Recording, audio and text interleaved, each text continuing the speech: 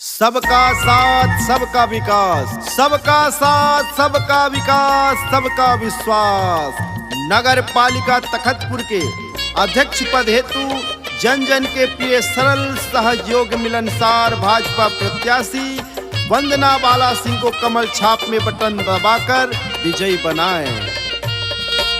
सब जनता के सुनैया सुन दे मोर भैया, सब जनता के सुनैया सुन दे मोर भैया, संग सुने ले हो जी वंदना बाला दीदी ला जिताना है जी, तखतपुर के विकास कराना है जी।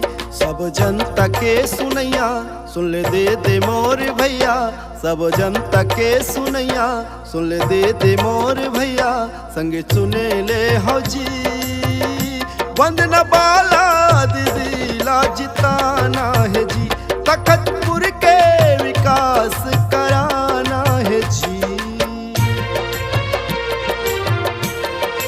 तखतपुर के सर्वांगीण विकास कराना है। वंदना बाला सिंह को कमल छाप पे बटन दबाकर भारी बहुमत से विजयी बनाना है, भारतीय जनता पार्टी के अध्यक्ष बनाना है। नगर पालिका अध्यक्ष पद के है प्रत्याशी जी, कमल के छाप संगी बटन ला दबाना जी। नगर पालिका अध्यक्ष पद के है प्रत्याशी जी, कमल के छाप भैया बटन ला दबाना जी। सहज सरल मृदु भाषी वंदना बाला हमर दीदी, सहज सरल मृदु भाषी वंदना बाला हमर दीदी, संगे सुन ले हो जी वंदना बाला दीदी ला जिताना है जी, तखतपुर के विकास कराना है जी।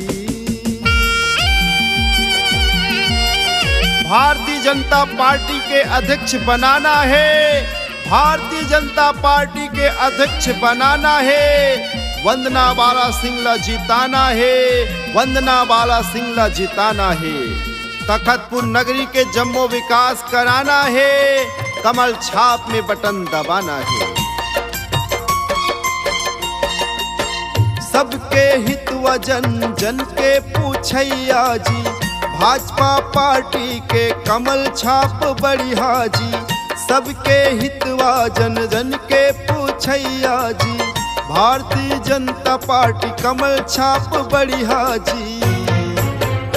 सहज सरल मृदु भाषी वंदना बाला हमर दीदी, सहज सरल मृदु भाषी वंदना बाला हमर दीदी, संगे सुन ले हो जी वंदना बाला दीदी ला जिताना है जी, तखतपुर के विकास कराना है जी। तो याद रखू कोनोला नहीं भुलाना है, कोनोला नहीं भुलाना है, कमल छाप पर बटन दबाना है, वंदना बाला सिंह ला जिताना है, तखतपुर के विकास कराना है।